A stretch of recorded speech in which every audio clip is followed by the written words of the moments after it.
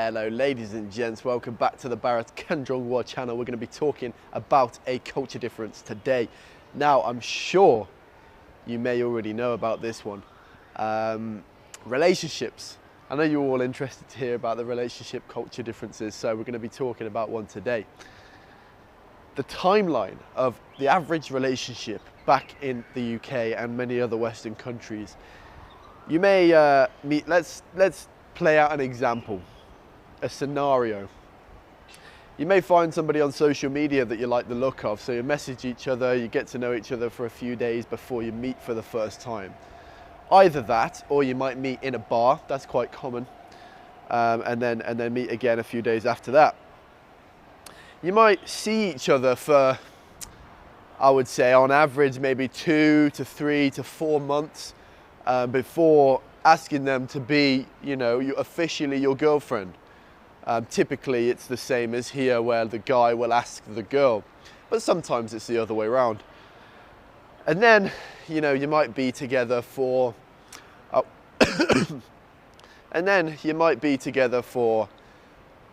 would say minimum 1 year, probably more typically for 2 to 3 years before thinking about moving in together.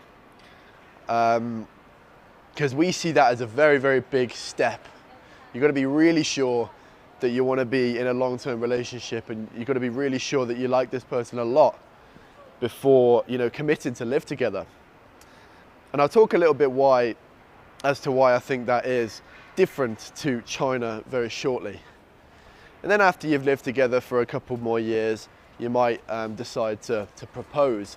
And then maybe within a year or two after that, you might think about having a child. Now I would say typically, on average, it might be from the day you meet to the day you start having kids, it might be 7, 8, possibly up to 10 years.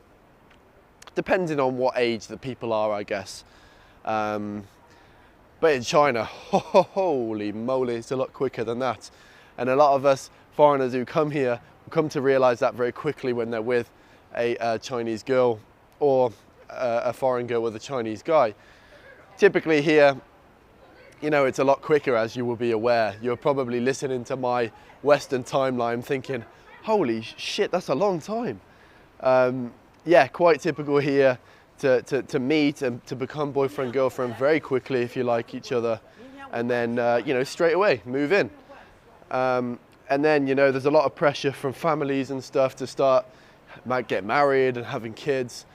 So, let me know down in the comments what you think sort of the average timeline would be for the average Chinese couple. I suppose it's probably quite different in the big cities as to the rural areas as well.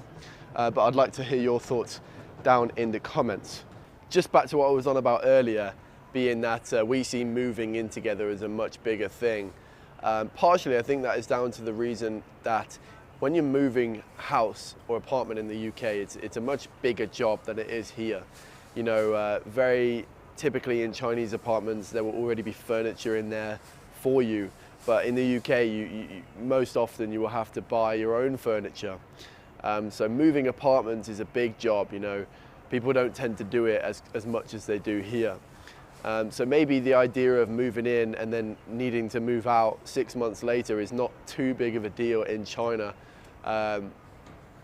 So possibly that's contributing to the reason why it's not seen as such a big deal to move in together. But yeah, I'd love to hear your thoughts down in the comments on that one. Anyway, that is another culture difference between Western world and China. Hopefully you did enjoy my insights on that one. We will see you in the next one. For now, take care.